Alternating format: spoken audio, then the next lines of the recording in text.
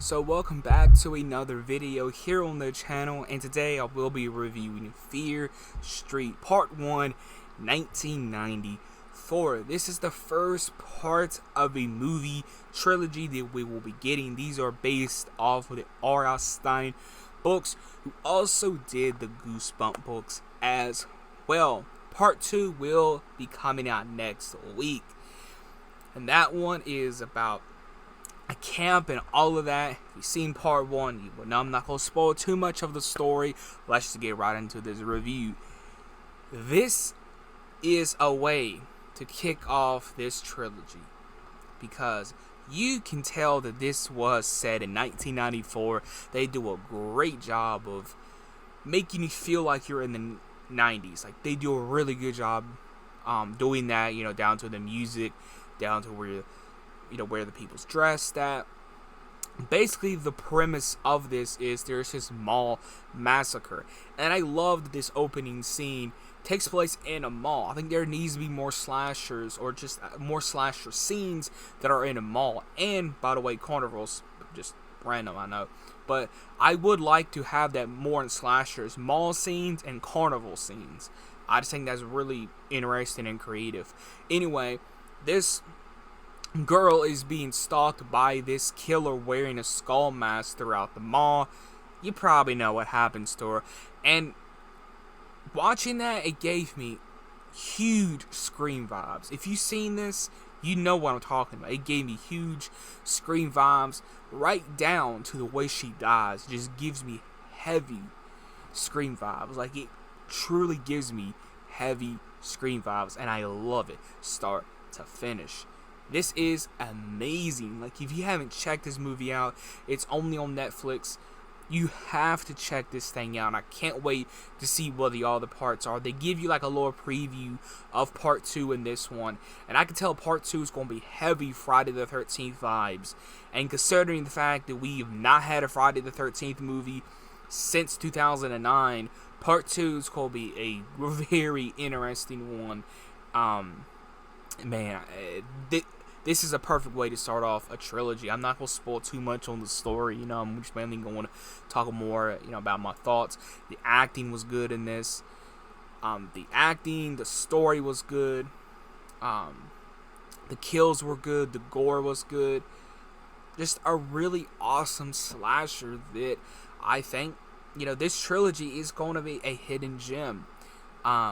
But it may not be a hidden gem. We shall see. But in my opinion, I think sadly it will be a hidden gem once all these films are out and people are talking about them. They're going to become hidden gems, sadly. But what a way to start off a film trilogy. And I think this is, pretty awesome that Netflix is doing it like this, like a film trilogy, like a film event, like 3 film event. I think that's really cool. There's one real interesting kill in this towards the end of the movie, which I thought was really cool. Not going to spoil it, but it happens at a grocery store, which I like every setting in this, like a mall, which I thought was really cool. In a grocery store, you don't see a lot of slashers again in a mall and in a grocery store. Like, the opening takes place in a mall and the ending takes place in a grocery store, which I think is really cool, because again, like I said, not a lot of slashers take place in grocery stores or a mall. So I think that's really cool. And this whole movie really is a nod to 90s horror, to 90s slashers. I think that's really cool to see that. I get Scream vibes, and I Know What You Did Last Summer vibes, but I more so get Scream vibes from this. I do. And I love it. The costume that the killer wears in this is so simple. It's so simple. Like, it's just a skull mask and a skull robe. Basically like a coat. Can't talk. Basically like a robe that Ghostface would wear, but like it has like a skull bones and stuff on it, which I think is really cool because it's simple but it's effective. And I'm not going to spoil the other thing in this, but there's something else, and just know that their looks are also very cool as well. And the very cool and awesome part about this film trilogy is each one is tied together. And if you've seen this one, you will learn more about that each film is connected and tied to one another, which is really cool in my opinion, that each one is tied to one another. So that is my thoughts on Fear Street 1994, the R.L. Stine. Like I said, these are based on the R.L. Stine books. Can't wait to see what the other ones bring. So far, this is my favorite one. And once all of these are said and done and they're out there, I will be ranking these. I think that would be a fun video to do. So do stay tuned for that here in July, me ranking all of them, because I think that would be very fun. And considering the ending, can't spoil that ending, but just know it was a pretty shocking ending. For me at least, I thought it was a very shocking ending. There were some really good, like, intense scenes in this. It shot well, great cinematography. Some really cool kills, some really cool gore, very intense moments, and I highly recommend you guys checking this film out. Because if you haven't checked it out, you're missing on a awesome slasher that Netflix put out.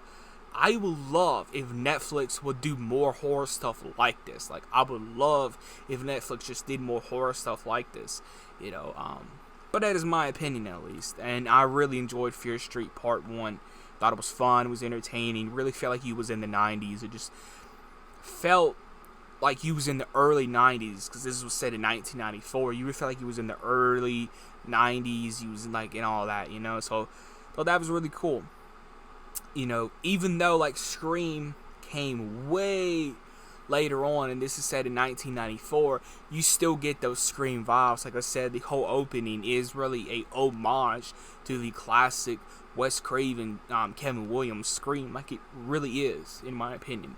So if you haven't checked this thing out, go check it out. It really is a must watch for any horror fan, for any slasher fan. It really is a must watch. I enjoyed it. Very shocking ending.